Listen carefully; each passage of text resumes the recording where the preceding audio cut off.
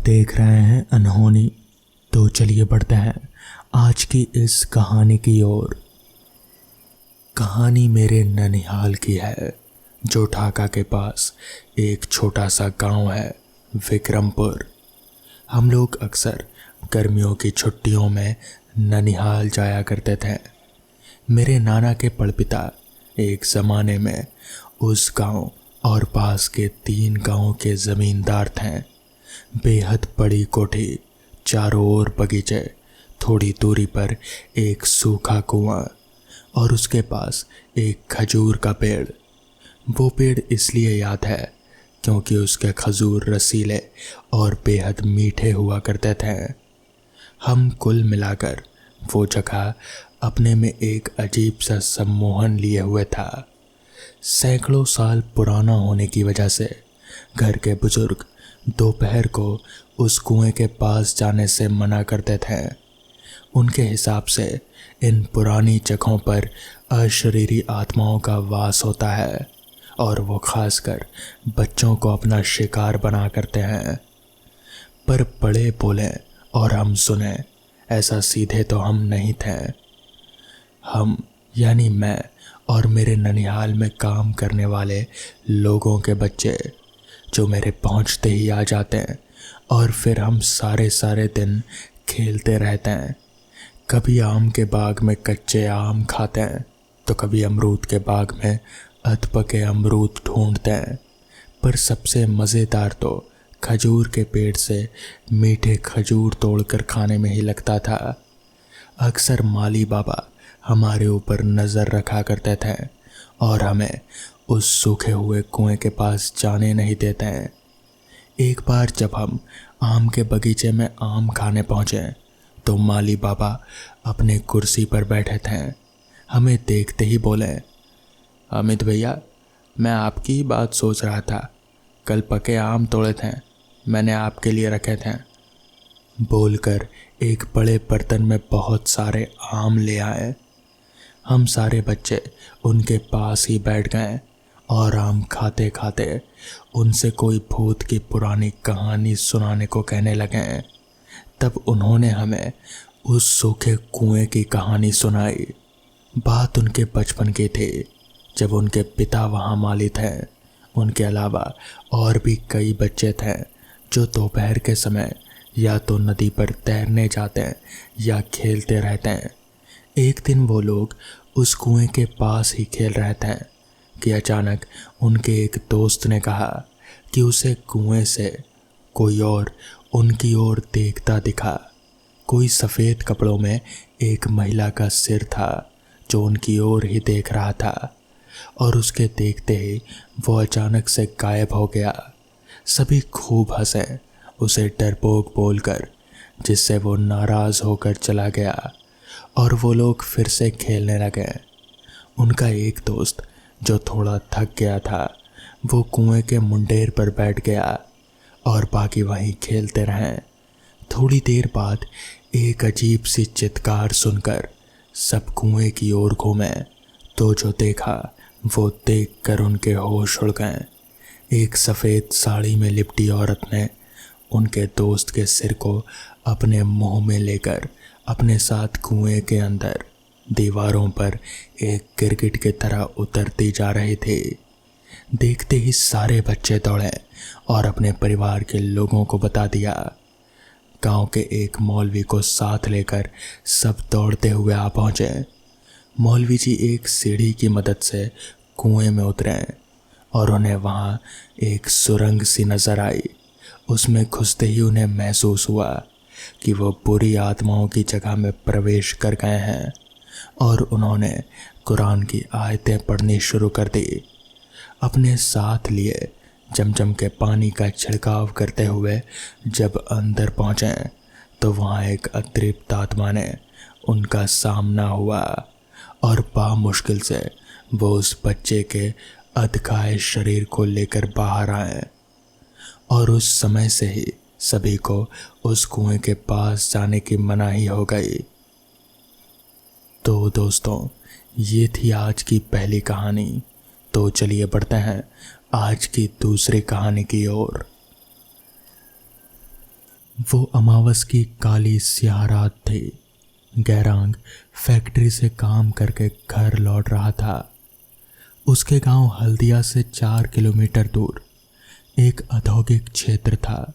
यहाँ की एक फैक्ट्री में वो चौकीदारी का काम करता था। अक्सर वो 10 बजे काम से घर लौट आता, लेकिन आज दूसरे चौकीदार को लेट हो जाने से उसे घर लौटने में रात के 12 बज गए थे। वो सुनसान सड़क के बीचों बीच धीमी आवाज में गुनगुनाते हुए तेज कदमों से चल रहा था। अचानक से वो चलते चलते रुक गया। उसे खुद समझ में नहीं आ रहा था कि वो ऐसे अचानक से क्यों रुक गया। उसने ध्यान दिया कि वो गांव के शमशान घाट के बिल्कुल सामने खड़ा था। रोज उसका यहीं से गुजरना होता था और ये पहली बार नहीं था जब उसे घर लौटने में इतनी रात हो गई हो। उसके बाद की ड्यूटी करने वाला चौकीदार बहुत ही निकम्मे किस्म का था। बहुत बार ड्यूटी देर से आता था। कई बार गैरांग इसी रास्ते से रात के 12 बजे के बाद भी घर लौटा था, लेकिन इससे पहले कभी भी उसे ये शमशान इतना डरावना नहीं लगा जितना आज लग रहा था। उसकी नज़रें शमशान के दरवाजे पर टिकी हुई थी और उसे ऐसा लग रहा था जैसे ये रात का अंधेरा उसे अपनी चपेट में लेने को आमादा था। उसका पूरा शरीर पसीने से भीग चुका था। उसने सब बातों को नज़रअंदाज किया और एक बार फिर से आगे बढ़ने लगा, लेकिन तभी उसने देखा कि उसके सामने अंधेरे में कोई खड़ा था। कौन कौन कौन है? गैरांग ने डरते डरते अपने कदम बढ़ाए। उसके सामने एक लड़की खड़ी थी जिसे वो अच्छे से जानता था। शिल्पा, बेटी, तुम इतनी रात का यहाँ क्या कर रही हो? वो लड़की गैरांग के गांव के सरपंच किशोर सिंह की बेटी थी, जिसकी 2 दिन बाद शादी होने वाली थी। गैरांग को ये बात खटक रही थी कि वो इतनी रात गए अकेले गांव से बाहर क्या कर रहे थे। किसी से मिलने आई थी? जब शिल्पा ने कुछ देर जवाब नहीं दिया तो गैरांग ने अपने मन में उपजे शक के हिसाब से सवाल पूछा, लेकिन इस बार भी उसे कोई जवाब नहीं मिला।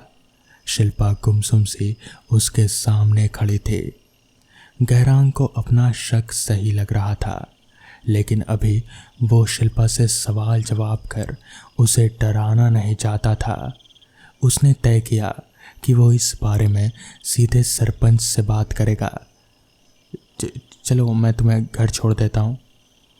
गैरांग के कहने पर शिल्पा उसके साथ चल पड़ी। वो उसके पीछे पीछे चल रहे थे। थोड़ी देर बाद दोनों सरपंच साहब के घर के सामने पहुंच गए।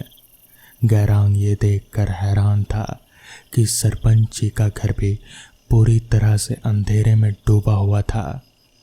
अंदर से उसे किसी के रोने की आवाज़ आ रहे थे, जिसने उसे और भी असमंजस में डाल दिया। इस बारे में पता करने के लिए वो शिल्पा से सवाल करने के लिए पीछे मुड़ा। शिल्पा बेटी, ये... लेकिन शिल्पा वहाँ पर थी ही नहीं। गैरांग इधर उधर देखने लगा, पर उसे शिल्पा दिखी ही नहीं। लगता है जैसे घर से निकली थी वैसे ही घर में भी चली गई। ये आजकल के बच्चे, इससे पहले कि ये लड़की अपनी शादी से पहले कोई कांड कर बैठे, इसके माँ बाप को बताना होगा। कोई बात नहीं, कल बता दूंगा। आज बहुत रात हो गई, अब मैं घर चलता हूँ। इतना कहकर गैरांग अपने घर की ओर चल पड़ा। वहीं दूसरी ओर हल्दिया गांव के ही एक घर में दरवाज़ा खटखटाने की हल्की सी आवाज़ से एक महिला की नींद टूट गई। वो जल्दी से उठकर खड़ी होकर बाहर आई तो देखा कि कोई कंबल में लिपटा हुआ अंदर चला रहा था। उसने पास लगे बटन को दबाकर बल्ब जला दिया, जिससे उजाला पूरे आंगन में फैल गया। अचानक से हुई रोशनी से वो कंबल में लिपटा आदमी चौंक उठा और डर से इधर उधर देखने लगा। गगन, इतनी रात के कहाँ से आ रहे हो? भाभी, वो क्या हुआ गगन? तुम इतने घबराए हुए क्यों हो? अपनी भाभी की बात सुनकर गगन के माथे पर छलक आए पसीने को साफ किया और खुद को सामान्य करने की कोशिश करते हुए जवाब दिया, कुछ नहीं भाभी, सोहन लाल के घर गया था, मेरी तबीयत कुछ ठीक नहीं है। इतना कहकर वो जल्दी से अपने कमरे में चला गया। उसकी भाभी देवकी गगन के व्यवहार से उलझन में पड़ गई। उसने बल्ब बंद किया ही था कि उसे ऐसा महसूस हुआ जैसे दरवाजे पर कोई खड़ा हो। उसने पलट कर देखा तो घर का मेन दरवाज़ा खुला हुआ था, जबकि उसे यकीन था कि जब वो गगन से बात कर रहे थे तब तो दरवाज़ा बंद था। उसने ध्यान से देखा तो पाया कि दरवाजे के बाहर कोई खड़ा है। उस स्याह अंधेरे में भी किसी की आकृति वो देख पा रहे थे। उसने फिर से बल्ब जलाया तो उसकी आंखें फटी की फटी रह गई। बिजली का बल्ब अपने आप ही जलने बुझने लगा। देवकी का पूरा शरीर डर से कांपने लगा और वह हनुमान चालीसा का उच्चारण करने लगी। कुछ ही पल बाद घर का मेन दरवाज़ा जोर की आवाज़ के साथ बंद हो गया। लाइट बल्ब भी जोर के धमाके के साथ फूट गए और एक बार फिर से पूरा घर अंधेरे के चपेट में चला गया। मगर इतनी आवाज़ों के बाद भी घर का कोई सदस्य नींद से नहीं जागा। देवकी को ये बात खटक रहे थे। वहीं दूसरी ओर गैरांग ने घर पहुंचकर नहा धोकर खाना खाया। उसने एक बात पर ध्यान दिया कि वो जब से आया था तब से उसकी पत्नी कुछ उदास उदास सी थी। सोने जाते समय उसने इस बारे में अपनी पत्नी से पूछा, क्या बात है तीजा, तुम्हारा चेहरा आज उतरा हुआ क्यों है? जी वो मैं आपको बताने ही वाली थी, आज मैं तो क्या पूरा गांव ही शोक में डूबा हुआ है। पहलियां मत बुझा, साफ साफ बता क्या हुआ है। जो बात गैरांग की पत्नी ने बताई उसे सुनकर उसके बाद तो जैसे उसके पैरों तले की ज़मीन ही निकल गई। उसका पूरा खून ठंडा पड़ गया। उसे समझ नहीं आ रहा था कि अगर सरपंच की बेटी ने आज दोपहर ही फांसी लगाकर आत्महत्या कर ली तो फिर वो कौन थे जो शमशान घाट के पास मिले थे और जिसे वो सरपंच के घर तक छोड़ आया था। अचानक एक तेज आवाज से मेरी आंख खुली। मैंने उठकर देखा तो बगल की खिड़की खुली हुई थी और बाहर बहुत तेज हवाएं चल रहे थे।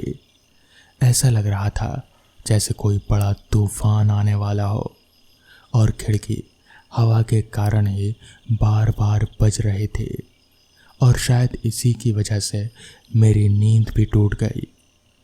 मैंने उठकर खिड़की के पास जाकर थोड़ा सिर निकाल कर बाहर देखा तो बाहर का माहौल बहुत ही डरावना सा लग रहा था। ऐसा लग रहा था कि जैसे बहुत बड़ा तूफान आने वाला हो। पेड़ एकदम जैसे एक तरफ झुक से हो गए थे हवा के कारण और बहुत ही डरावनी सनसनाती हवाएं जैसे कमरे के अंदर भी आ रहे थे। मेरा नाम राजीव है। इस घर में बस अभी मुझे 3-4 दिन ही हुए हैं और आज ये तूफान आ गया। मुझे ये घर बड़े ही सस्ते दाम में मिल गया। पता नहीं ये 2 मंजिला इमारत इतने सस्ते दाम में कैसे मिल गया। खैर हाँ, थोड़ी सुविधाओं की कमी ज़रूर है। यहाँ से दुकान थोड़े दूरी पर है और हाईवे भी काफ़ी दूर है, मगर मेरे लिए ये थोड़ा अच्छा ही है। मेरा काम लेखक का है और लेखक को ऐसी जगहों पर शांति मिलती है और शांति में ही तो लेखक का सारा काम होता है। तो मुझे कोई परेशानी नहीं थी, इसलिए मैंने ये घर खरीद ही लिया। मेरे इस घर के आसपास और कोई घर नहीं था सिवाय पेड़ों के और झाड़ियों के, साथ ही में एक छोटा सा जंगल भी था। छोटा इसलिए क्योंकि ये जंगल एक सड़क से होकर गुजरता था और उस सड़क से सटा हुआ था, इसलिए वो जंगल ज़्यादा घना नहीं था। खैर, मैं खिड़की से सिर निकाल कर अभी बाहर की हवाओं का मज़ा ले ही रहा था कि तभी मेरी नज़र वहीं पास ही में एक पेड़ के पास किसी चमकती सी चीज़ पर गई। मेरी नज़र उस चीज़ पर जैसे अटक सी गई। मुझे समझ नहीं आ रहा था। मैंने अपना सिर निकाल कर घड़ी में वक्त देखा तो पाया कि रात के 2:30 बज रहे हैं। इतनी रात गए, भला उस पेड़ के पास ऐसी कौन सी चीज़ है जो इतनी चमक रही है, वो भी इस घनघोर अंधेरे में। मुझे कुछ भी समझ नहीं आ रहा था। मैंने वापस अपना सिर बढ़ाकर नीचे झांका तो पाया कि वो कोई चीज़ तो है, मगर वो अपने आप हिल भी रही है, जैसे कोई इंसान हो। मगर किसी इंसान का शरीर इतना तो नहीं चमक सकता। मुझे समझ नहीं आ रहा था। मैं और गौर से देखने लगा, तभी उस चीज़ ने वापस से अपना शरीर हिलाया। मैं समझ गया कि ये कोई इंसान ही है, मगर इतनी रात में कोई इंसान यहाँ पर क्यों ही आएगा। तभी उस चीज़ ने एकदम से अपना सिर ऊपर उठाया तो पाया कि वो एक औरत है, एक खूबसूरत औरत जो कि साड़ी पहने मेरे घर के ठीक नीचे ही खड़ी है, एक पेड़ के पास। मुझे समझ नहीं आ रहा था कि आखिर वो है कौन और यहाँ क्या कर रही है। तभी मैंने उसे आवाज़ लगाया, कुछ चाहिए आपको? मगर नीचे से कोई जवाब नहीं आया। मैंने सोचा कि एक बार नीचे जाकर देखना चाहिए कि आखिर मामला क्या है। तभी मैं अपना शर्ट पहनकर चलते चलते नीचे उतरा और फिर अपने घर से बाहर निकला तो पाया कि वो एक औरत ही है जो एक पेड़ के पास खड़ी है। उसका सिर दूसरी तरफ था, मुझे सिर्फ उसकी पीठ ही दिख रही थी। मैंने वापस से उसे आवाज़ लगाई, मगर उधर से कोई भी जवाब नहीं मिला। तो मैं चलते चलते उसके पास पहुंचा और मैंने फिर से एक बार आवाज़ दी, आपको कुछ चाहिए? तो वापस से भी कोई जवाब नहीं मिला। मुझे समझ नहीं आ रहा था कि कहीं ये कोई बहरी तो नहीं है, कोई आवाज़ क्यों नहीं दे रही। तभी मैंने उसके कंधे पर हाथ रखा और जैसे ही मैंने हाथ रखा कि ये एकदम से मेरा हाथ नीचे को सरक गया और उसके शरीर के आर पार हो गया।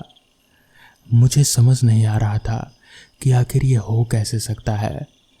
किसी इंसान के शरीर के आर पार किसी का हाथ कैसे निकल सकता है। तभी वो औरत एकदम से पीछे मुड़ी और उसका चेहरा देख मेरी सिट्टी बिट्टी गुल हो गई। उसकी आंखें एकदम लाल थी और चेहरे से जैसे खून टपक रहा था।